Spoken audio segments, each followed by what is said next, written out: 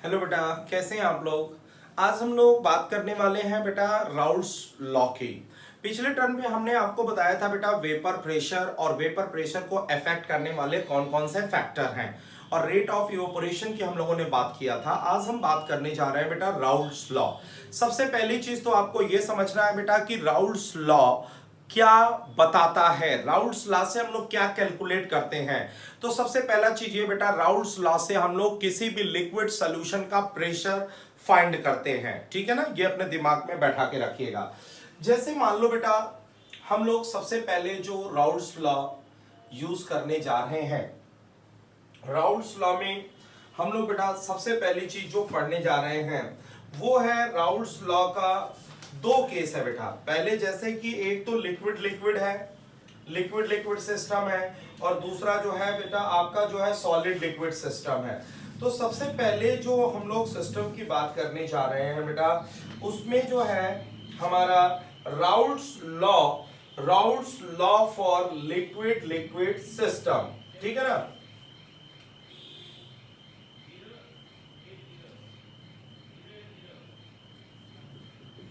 Raoult's law, सबसे पहले Raoult's law हम लोग पढ़ रहे हैं बेटा। राउल्ट्स लॉ में सबसे पहले हम लोग पढ़ने जा रहे हैं जो हमारा सिस्टम है वो है लिक्विड लिक्विड सिस्टम। बेटा लिक्विड लिक्विड सिस्टम का मतलब क्या होता है, ये जो है हमारा सल्यूट है और ये जो है बेटा वो क्या है, सॉल्वेंट है। सल्यूट जो है वो वोलेटाइल नेचर का है, सॉल्वेंट भी जो है वो वोलेटाइल नेचर का है। अगर ये वोलेटाइल नेचर का है तो ये भी वेपर प्रेशर जनरेट करेगा और वे भी वेपर प्रेशर जनरेट करेगा। इसका सपोज पार्शियल प्रेशर PA है और इसका PB है, तो जो सोल्यूशन का वेपर प्रेशर होगा वो PS होगा। यानी कि जो सोल्यूशन का वेपर प्रेशर होता है, जो सोल्यूशन का वेपर प्रेशर होता है वो सल्यूट और सॉल्वेंट दोनों के सम के बराबर होता है।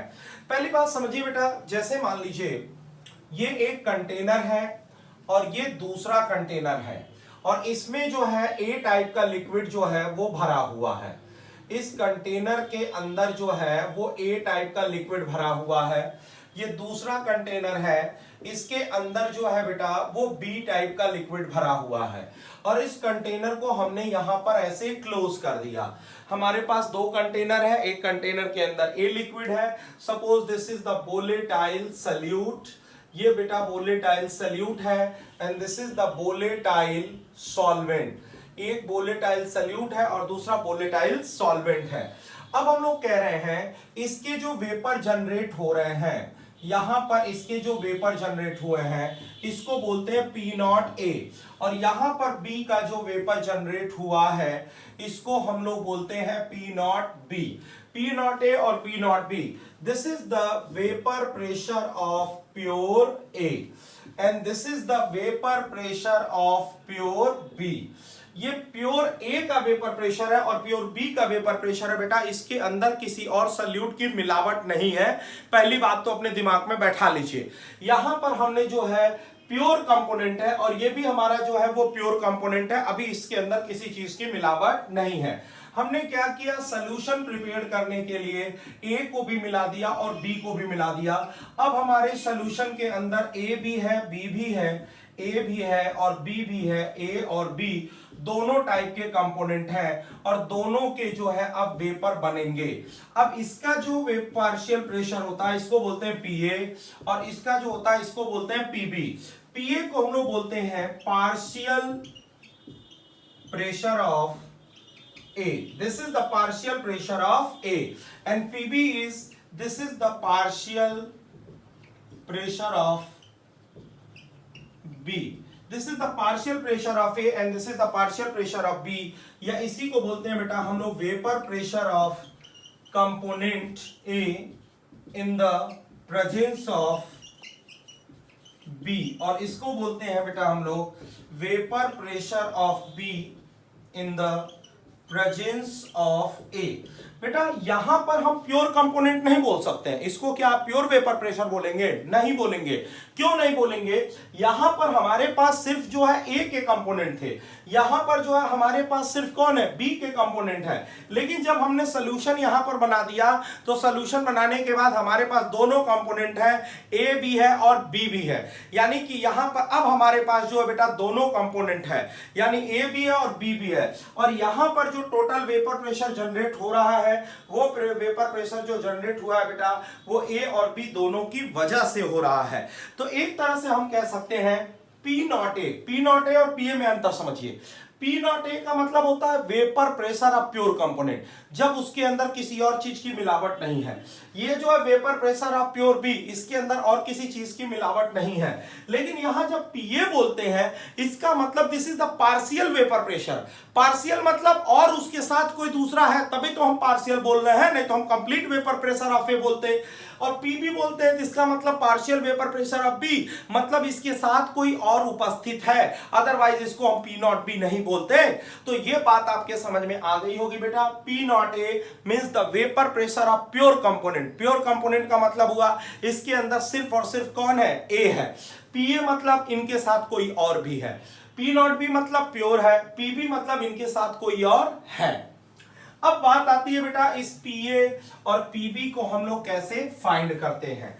तो देखो बेटा हमने बोला क्या कि सबसे पहला सिस्टम हमने लिक्विड लिक्विड सिस्टम लिया जहां सॉल्यूट और सॉल्वेंट दोनों वोलेटाइल नेचर के हैं, दोनों वेपर प्रेशर जनरेट कर रहे हैं, इनका पार्शियल कंपोनेंट ए है, पार्शियल वेपर प्रेशर बी है। तो सॉल्यूशन का जो होता है टोटल दोनों के सम के बराबर होता है। अब जैसे देखिए बेटा मैंने क्या बोला, हमने बोला फ्रॉम राउल्ट्स लॉ से क्या बोला गया, ठीक है ना, ध्यान से सुनिएगा बेटा। राउल्ट्स लॉ से क्या बोला गया? राउल्ट्स लॉ से हम लोग कहते हैं कि partial vapour pressure of one component is directly proportional to mole fraction of that component. किसी भी सॉल्यूशन के एक कंपोनेंट का जो वेपर प्रेशर होता है वो इसके मोल फ्रैक्शन के प्रोडक्ट के मोल फ्रैक्शन के डायरेक्टली प्रोपोर्शनल होता है। पहले इस बात को जरा समझिएगा। हमने बोला mole fraction directly proportional to PA. बेटा आप समझते हो एक्सए का मतलब क्या होता है? Na upon Na plus Nb। XA is equal to होता है Na अपॉन Nb। हमने बोला एक्सए बढ़ा मतलब नंबर ऑफ मोल्स ऑफ ए बढ़े। नंबर ऑफ मोल्स ऑफ ए बढ़ने का मतलब हुआ बेटा मॉलिक्यूल ऑफ ए जो है वो बढ़ा। मॉलिक्यूल ऑफ ए बढ़ा मतलब वेपर ऑफ ए बढ़ा और वेपर प्रेशर ऑफ ए बढ़ा, यानी कि ये बढ़ा तो इसका वेपर प्रेशर भी क्या हुआ? बढ़ा। डायरेक्टली बात सीधे सीधे आप समझ में आ गए। हमने बोला एक्सए बढ़ा मतलब Na बढ़ा, मोल ऑफ ए बढ़ा, मॉलिक्यूल ऑफ ए बढ़ा, उसके वेपर बढ़े, उसके वेपर प्रेशर बढ़े। तो समझ गए होंगे बेटा। यहां से हम लिखते हैं Pa is equal to K into XA. अब यहां पर मैं बात करना चाहता हूं इस K की मैक्सिमम वैल्यू क्या हो सकती है। भाई हम मान लें एक्सए की मैक्सिमम वैल्यू पुट करें, एक्सए की जो मैक्सिमम वैल्यू होगी तब K की वैल्यू जो है मैक्सिमम में मिलेगी। हम जानते हैं एक्सए प्लस एक्सबी बराबर होता है 1। इसकी वैल्यू मैक्सिमम जो है 1 के बराबर हो सकती है तब जब एक्सबी बराबर 0 हो जाए और number of moles of B 0 हो जाए तो Na बराबर हमारा क्या होगा? 1। मेरी बात ये लाइन बड़े ध्यान से समझने वाली बात है बेटा। इस K की वैल्यू हमें मैक्सिमम निकालनी है। इस K की वैल्यू मैक्सिमम कब होगी? जब इस XA की वैल्यू मैक्सिमम होगी। हम जानते हैं XA प्लस XB बराबर होता है 1। ये XA की वैल्यू मैक्सिमम 1 के बराबर हो सकती है और जब 1 के बराबर होगी तो XB का मान जो होगा वो 0 होगा। XB का मान 0 है मतलब B का कोई कंपोनेंट नहीं है तो number of moles of B जो है हमारा 0 हो गया। उस समय नंबर ऑफ मोल्स हमारा कितना हो गया? 1। और आप अभी डायग्राम मैंने बनाया हुआ है कि अगर सिर्फ हमारे पास A के मॉलिक्यूल होंगे तो उस समय वेपर प्रेशर को हम बोलते हैं P नॉट A। उस समय हम वेपर प्रेशर को क्या नाम दे रहे हैं बेटा? P naught A। अभी भी देखिए डायग्राम हमने इसीलिए बना के रखा था ताकि आपको ये चीज क्लियर हो जाए। यहां पर देखिए एक बार फिर से समझिएगा बेटा। हमने बोला K की मैक्सिमम वैल्यू क्या होगी? K की मैक्सिमम वैल्यू वो वैल्यू होगी जब XA की मैक्सिमम वैल्यू हम रखेंगे। XA की मैक्सिमम वैल्यू 1 होगी जब xb का मान हमने 0 रख दिया। xb का मान 0 मतलब number of moles of B 0, सिर्फ हमारे पास A के मॉलिक्यूल्स है, और जब A के मॉलिक्यूल सिर्फ होते हैं तो उस समय हमारा vapour pressure P naught A होता है। इसका मतलब हमने कहा if XA is equal to 1 then PA is equal to K, और इस समय जो K का वेपर प्रेशर होगा, फिर सुन लो, XA की वैल्यू 1 मतलब हमारे पास सिर्फ A के मॉलिक्यूल्स है, तो उस समय हमारा वेपर प्रेशर जो होता है वो P नॉट A के बराबर होता है, यानी K is equal to आ गया P naught A, then PA is equal to K into XA, और इस K की वैल्यू हमने रख दिया P naught A into XA। Finally the PA is equal to P naught A into XA, और यहां पर आपने PA की वैल्यू क्या कर ली, फाइंड कर ली। जब हमने PA की वैल्यू यहां पर फाइंड कर ली बेटा, उसके बाद हमें फाइंड करना है PB जब हमें फाइंड करना है तो क्या बोलेंगे, वही काम करेंगे, PB directly proportional to XB and PB is equal to K into XB। इस K की वैल्यू मैक्सिमम कब होगी, जब हमारा XB बराबर जो है वो 1 हो। XB बराबर 1 मतलब number of moles of B 1 हो, number of moles of A 0 हो, किस समय K बराबर आएगा PB, और इस PB की वैल्यू मैक्सिमम क्या होगी, जब हमारे पास सिर्फ B टाइप के मॉलिक्यूल है, सिर्फ हमारे पास B टाइप के मॉलिक्यूल है, तो उस समय जो वेपर प्रेशर होता है वो P नॉट B होता है, यानी कि PB is equal to K into XB, और K की वैल्यू आपने निकाल दिया P naught B into XB, तो finally PB is equal to P naught B into XB, और यहां से आपने क्या फाइंड कर लिया, PB फाइंड कर लिया, और यहां से आपने क्या निकाल लिया, PA निकाल लिया। तो PA और PB की वैल्यू आपने जो है बेटा यहां पर फाइंड कर लिया। आपने जो यहां पर राउट्स लॉ लगाया है, ये राउट्स लॉ किसके लिए है, तो यहां पर आपने राउट्स लॉ जो देखा है बेटा, वो राउट्स लॉ जो है आपके लिक्विड सिस्टम के लिए है। हाँ, यहां पर तो हमारा दोनों सिस्टम जो है वोलेटाइल है, और दोनों की वजह से वेपर प्रेशर जो रहा है वो जनरेट हो रहा है। तो इस तरह से देखिए बेटा, अगर वोलेटाइल सिस्टम की आप बात कर रहे हैं जहां पर दोनों कंपोनेंट की वजह से वेपर प्रेशर जनरेट होता है, तो सॉल्यूशन के अंदर बेटा अगर दो कंपोनेंट हैं तो हमारे उन दोनों कंपोनेंट की वजह से पार्शियल प्रेशर जो है वो जनरेट होता है, और जो दोनों कंपोनेंट का वेपर प्रेशर होता है वही हमारे सॉल्यूशन का वेपर प्रेशर होता है। जैसे आप लिख रहे हो PS is equal to PA plus PB, और हमने अभी आपको बताया PA इज इक्वल टू होता है P naught A into XA, और PB इज इक्वल टू होता है P naught B into XB। अब यहां से आ गया बेटा PS is equal to P naught A XA plus P naught B XB। यहां पर बेटा आपने ये फॉर्मूला निकाल लिया। ये फॉर्मूला कब लगाएंगे, ध्यान से सुन लीजिए, ये फार्मूला कब लगाना है, जब हमारे दोनों कंपोनेंट वोलेटाइल हो, या दोनों कंपोनेंट लिक्विड हो, या दोनों कंपोनेंट हमारे वेपर प्रेशर जनरेट करते हो, वहां पर बेटा इस फार्मूले को हमको क्या करना है, अप्लाई करना है, जहां पर हमारा दोनों कंपोनेंट क्या हो बेटा, वोलेटाइल हो। अब जैसे मान लो बेटा हमने बोला ये कब लगाना है, फॉर बोथ कंपोनेंट वोलेटाइल। अब इसी फॉर्मूले को, इसी फॉर्मेट को हम एक नए फॉर्मेट में निकाल के आपको बता रहे हैं। जैसे मान लो बेटा PS इज इक्वल टू हमने लिखा P naught A XA plus P naught B, और XA की जगह लिख सकते हो 1 माइनस XA। हम जानते हैं ना XA प्लस XB बराबर कितना होता है, 1, तो XB बराबर कितना हो जाएगा, 1 माइनस XA, और इसी XB की वैल्यू हमने यहाँ पे पुट कर दी, तो PS इज इक्वल टू हो जाएगा P naught A XA plus P naught B minus P naught B into XA, और यहां से PS इज इक्वल टू हो जाएगा P naught A XA minus P naught B XA plus P naught B, और यहां से हमने निकाला P naught A minus P naught B XA plus P naught B, यहां से आ गया हमारा PS। ये फॉर्मूला हमने यहां पर निकाल लिया। बेटा ये क्वेश्चन बहुत ज्यादा इंपॉर्टेंट तब हो जाता है जब इसी फॉर्मेट को हम ऐसे दिए होते, 300 is equal to 200 into XA plus 400, ठीक है ना। और मैंने आपसे पूछा होता कि बताइए इस इक्वेशन के अंदर, न्यूमेरिकल हमने आपको ऐसे दे दिया और कहा बताइए इस इक्वेशन के अंदर पी नॉट ए कितना है, पी नॉट बी कितना है, पी एस कितना है, ये सारी वैल्यू आपको फाइंड करनी है। अब आप सोचिए बेटा, अगर डायरेक्टली ये क्वेश्चन आपको ऐसे उठा करके दे दिया जाए तो शायद बेटा आपको ये क्वेश्चन बहुत ज्यादा टफ लगेगा, इस क्वेश्चन को सॉल्व करने में दिक्कत होगी। लेकिन आपने अगर ये इक्वेशन यहां पर पढ़ा हुआ है तो सीधे आप लिखेंगे this is P S equal to P not A minus P not B into ये हो गया X A plus P not be.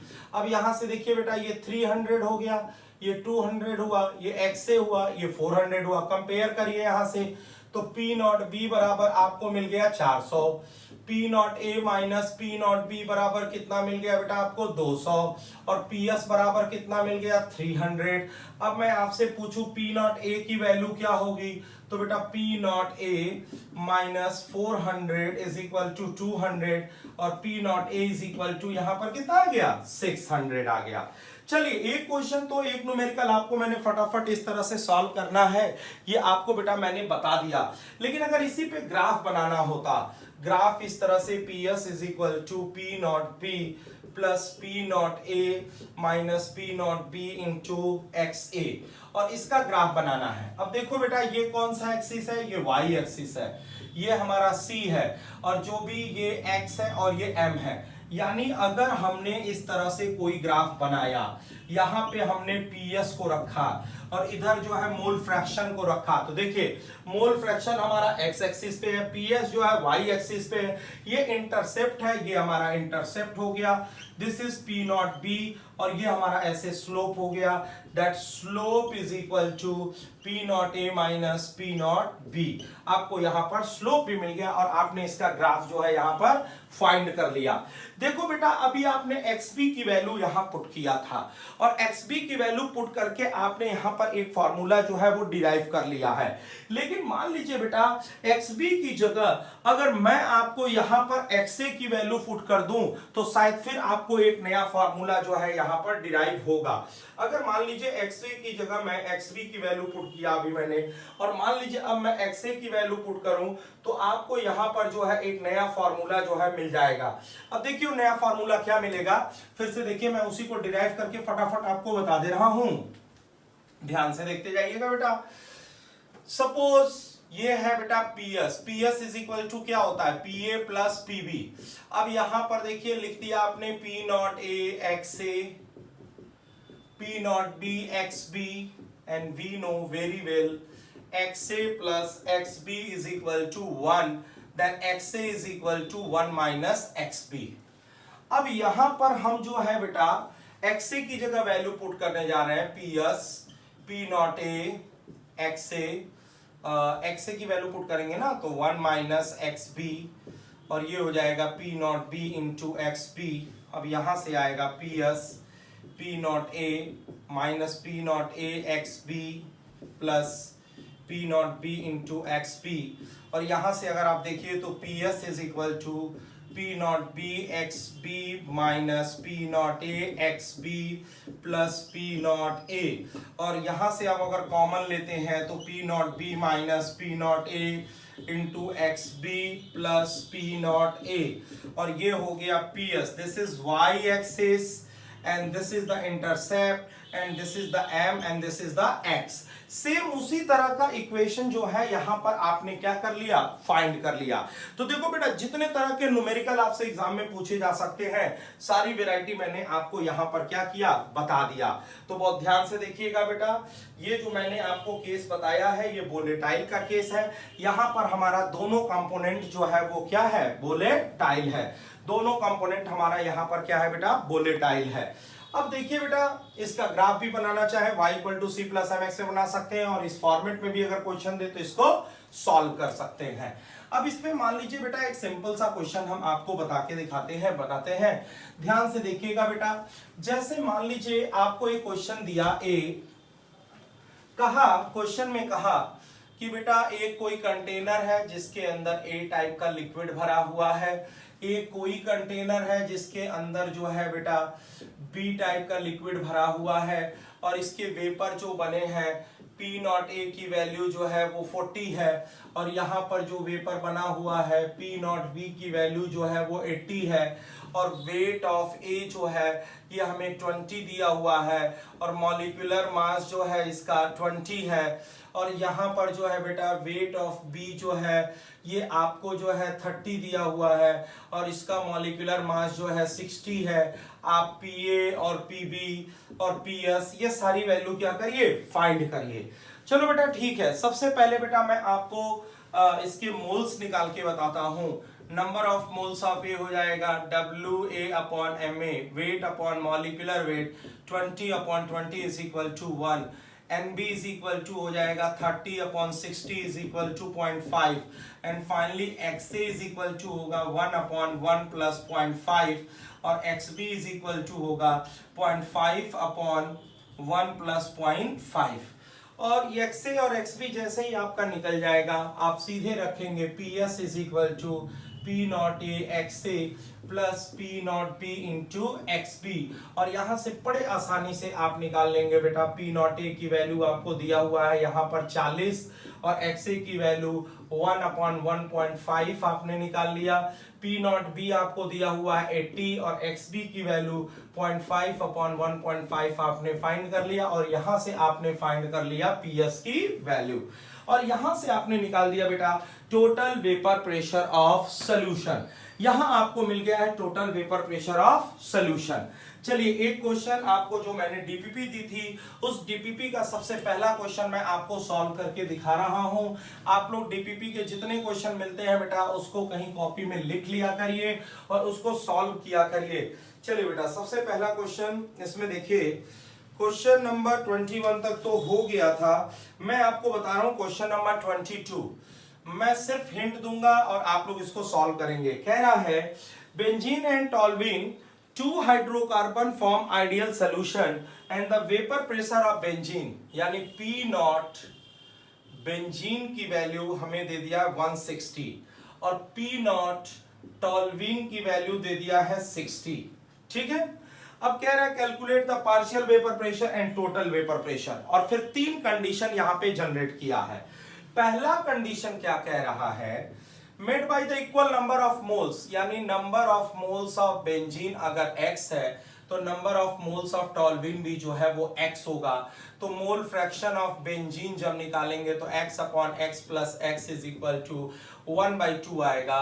Mole fraction of toluene भी निकालेंगे तो x upon x plus x ये भी 1/2 आएगा और P solution is equal to P not benzene x benzene plus P naught toluene x toluene ऐसे लिखेंगे तो ये आ जाएगा 160 इंटू 1/2 और ये होगा 60 इंटू 1/2 और यहां से निकाल देंगे आप vapour pressure of solution.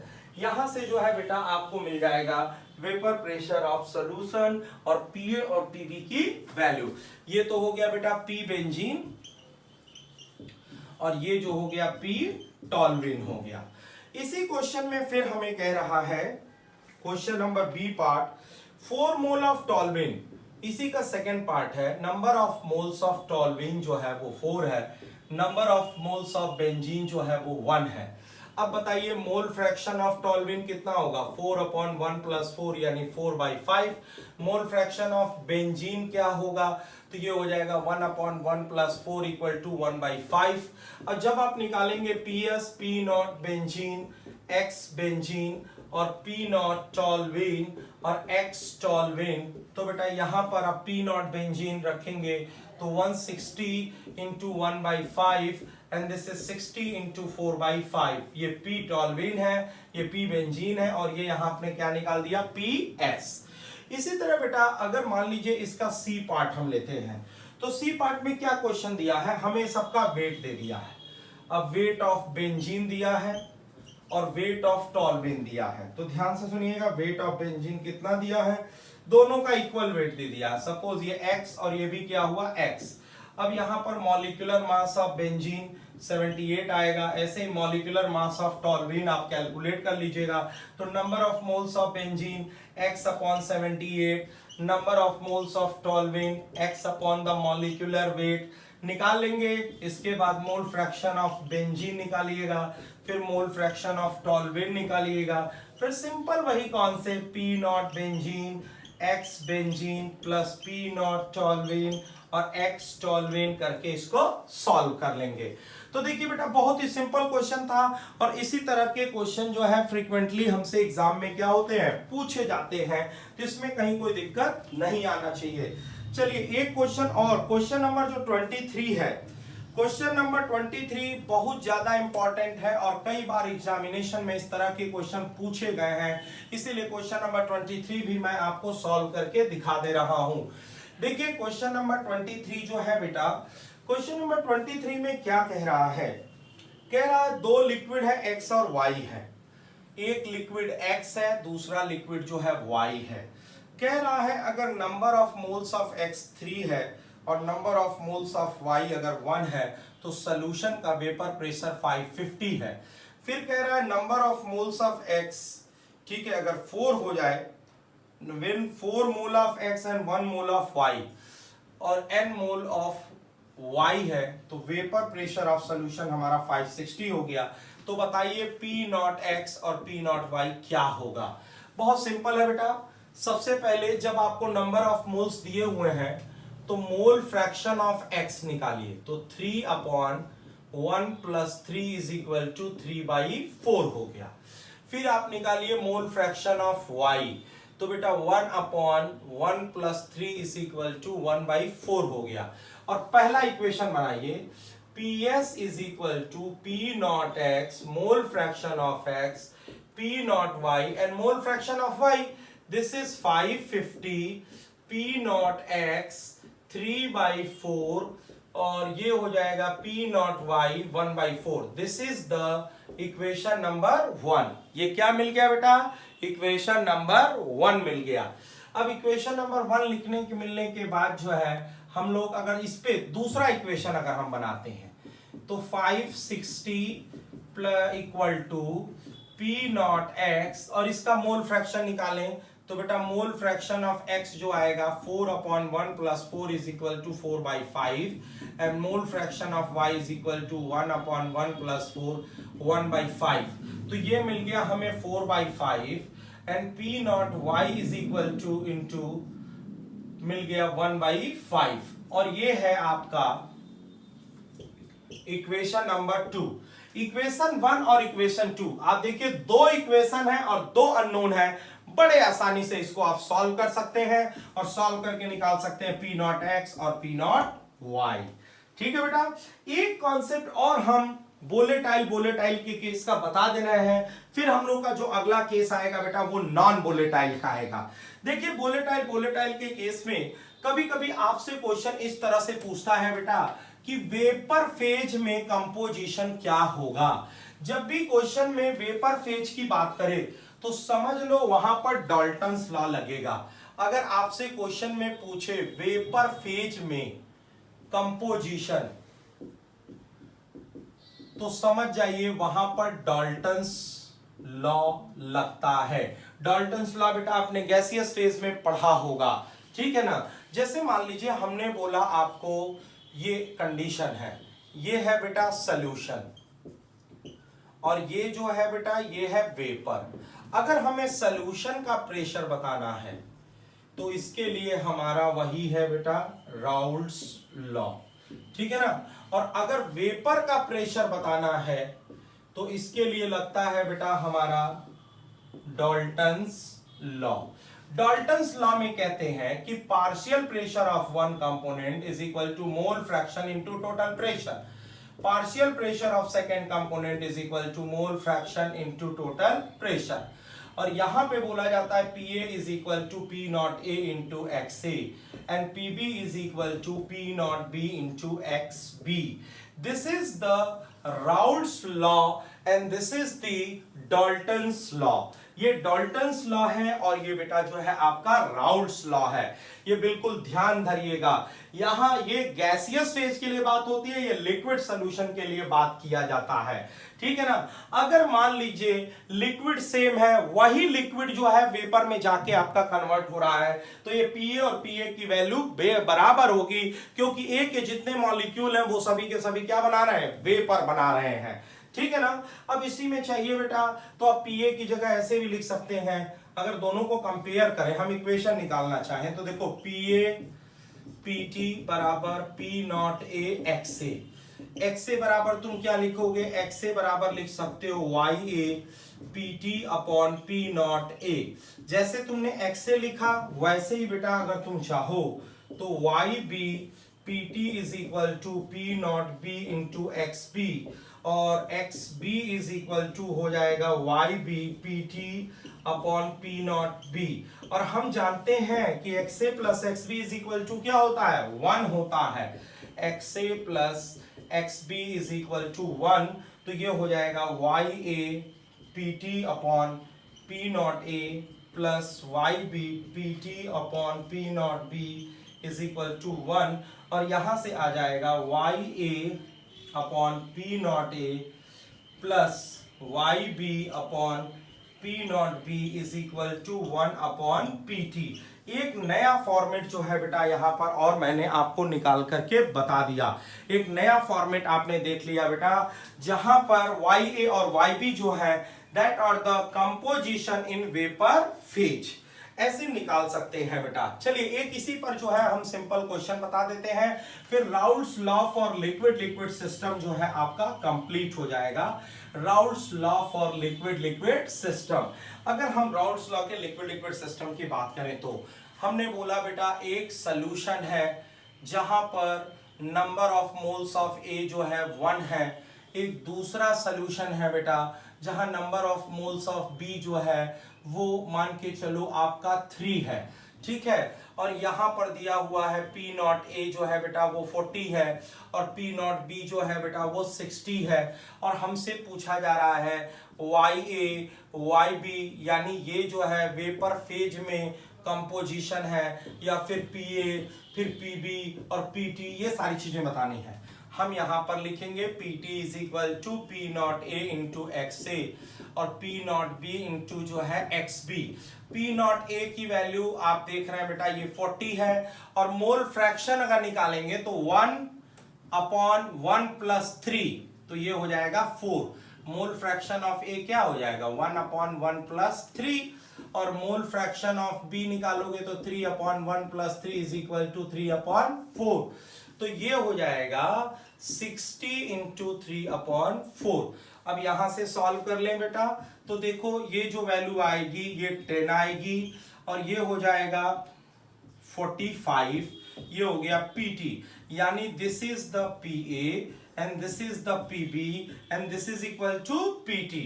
PT की वैल्यू टोटल आ गई 55। चलो बेटा पीटी तुमने निकाल लिया, अब तुमको निकालना है mole fraction in vapour phase. तुम लिखोगे P A is equal to Y A into P T, और Y A is equal to हो जाएगा P A upon P T. P A की वैल्यू आई है 10 और पीटी की आई है 55। इसी तरह PB is equal to Y B into P T and Y B is equal to P B upon P T.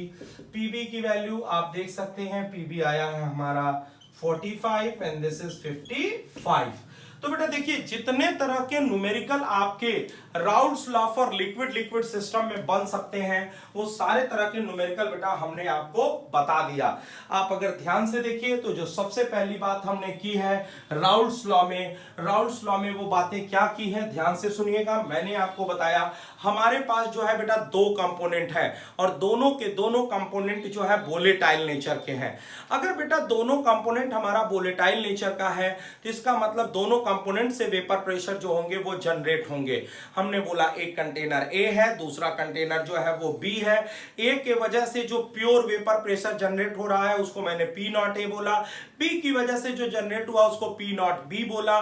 जब दोनों सोल्यूशन को हमने मिला दिया तब हम पी ए और पी बी बोल रहे हैं, क्योंकि ये partial vapour pressure of A है, partial vapour pressure of B है, ठीक है ना।